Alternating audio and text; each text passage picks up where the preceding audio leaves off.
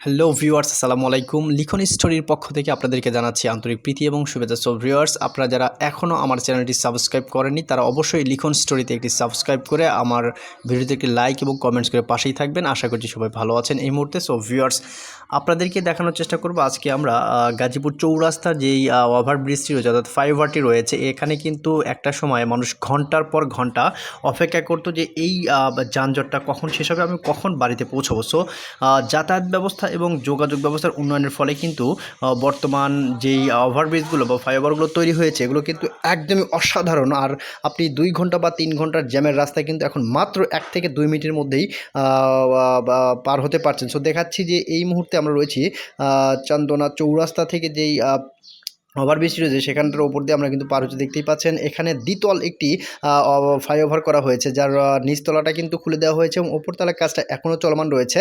So ওপরতলার কাজ হয়ে গেলে কিন্তু একদম মানে যানজট একেবারেই থাকবে না বললেই বলা যায়। সো ভিউয়ার্স, আমরা আরও একটু সামনের দিকে এগিয়ে যাচ্ছি। সো দেখতেই পাচ্ছেন যে একদম কত মিনিটের রাস্তা কিন্তু জাস্ট 1 থেকে 2 মিনিটের মধ্যে কিন্তু পার হওয়া একদমই সম্ভব। আর এটা কিন্তু একটা বাংলাদেশ কিন্তু অবশ্যই উন্নয়নের ধারা অব্যাহত রেখে তার যাতায়াত যোগাযোগ ব্যবস্থা এবং রাস্তাঘাটের যে উন্নতি করেছে অবশ্যই কিন্তু সেটা প্রশংসার দাবিদার। সো ভিউয়ার্স, দেখতেই পাচ্ছেন আমরা এই মুহূর্তে আরও একটা ফ্লাইওভারের উপর দিয়ে যাচ্ছি।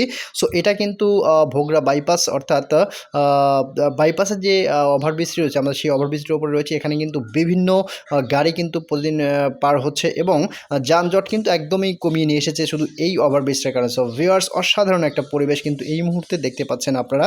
আর এখানে শুধু কিন্তু মানুষ যে রাস্তায় পারাপার হয় সেটি কিন্তু না, আমরা আরও একটা ফ্লাইওভারের ওপর দিয়ে এই মুহূর্তে পার হওয়ার চেষ্টা করছি। সো দেখতেই পাচ্ছেন অসাধারণ কিছু ফ্লাইওভার কিন্তু এই মুহূর্তে বর্তমান সরকার আমাদেরকে উপহার দিয়েছেন। সো ভিউয়ার্স, একটা দেশ উন্নতি হতে গেলে কিন্তু অবশ্যই এই বিষয়টার কিন্তু উন্নয়ন হওয়ার দরকার আছে। দেখতে পাচ্ছেন এখানে কিন্তু সাইকেল থেকে শুরু করে বাস সব কিছু কিন্তু চলছে, আর অনেকেই কিন্তু পায়ে হেঁটেও কিন্তু এটা পার হচ্ছে। সো দেখতেই পাচ্ছেন, এবং অনেকেই দেখা যায় যে এখানে বসে আছে বা গল্প করছে। সো সব কিছু মিলে কিন্তু বাংলাদেশ যে একটা উন্নয়নের ধারা অব্যাহত রেখেছে এবং সামনের দিকে আরও উন্নতি করবে, সো এটা বলাই যায়। সো আমরা এই মুহূর্তে রয়েছি আমাদের যে বাংলাদেশ উন্মুক্ত বিশ্ববিদ্যালয় রয়েছে তার পাশেই। সো আমি যদি একটু দেখাতে চেষ্টা করি যে এই যে এটাই কিন্তু হচ্ছে সেই বাংলাদেশ উন্মুক্ত বিশ্ববিদ্যালয় বা UB, যেটা গাজীপুরে অবস্থিত।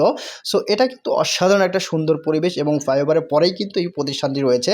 সো আমার এই পাশে রয়েছে আরও কিছু প্রতিষ্ঠান, আর অনেকেই কিন্তু পড়াশোনা করেন জাতীয় বিশ্ববিদ্যালয়ে। সো দেখতেই পাচ্ছেন আমি এই মুহূর্তে রয়েছে জাতীয় বিশ্ববিদ্যালয়ের যে বোর্ড রয়েছে সেখানে, অর্থাৎ ন্যাশনাল ইউনিভার্সিটিতে। আর দেখতেই পাচ্ছেন আমাদের বাইকটা কিন্তু চলছে মাশাআল্লাহ ভালো একটা গতিতে। সো এই মুহূর্তে রয়েছে আমরা তার গাছে যে ডিজিটাল যাত্রী ছাউনিগুলো করা হয়েছে সেগুলো কিন্তু খুবই সুন্দর করে তৈরি করা হয়েছে। সো দেখতেই পাচ্ছেন এই যে একটা যাত্রী ছাউনি, যেটা কিন্তু ডিজিটাল, অর্থাৎ এখানে পুরোপুরি কাজ হয়ে যাওয়ার পরে কিন্তু এখানে থাকবে আমাদের লিফটের ব্যবস্থা, অর্থাৎ যে এক্সিলেটরগুলো রয়েছে এগুলো কিন্তু অটো একজন মানুষকে উপরে নিয়ে যাবে এবং অটো আরেকজন মানুষকে নিচে নামিয়ে নেবে। সো দেখতেই পাচ্ছেন খুবই অসাধারণ কিন্তু রাস্তাঘাটের উন্নয়ন করতে সক্ষম হয়েছে এই মুহূর্তে বাংলাদেশের যে যাতায়াত এবং যোগাযোগ ব্যবস্থায় যারা রয়েছে তারা কিন্তু এই কাজটি করতে সক্ষম হয়েছে।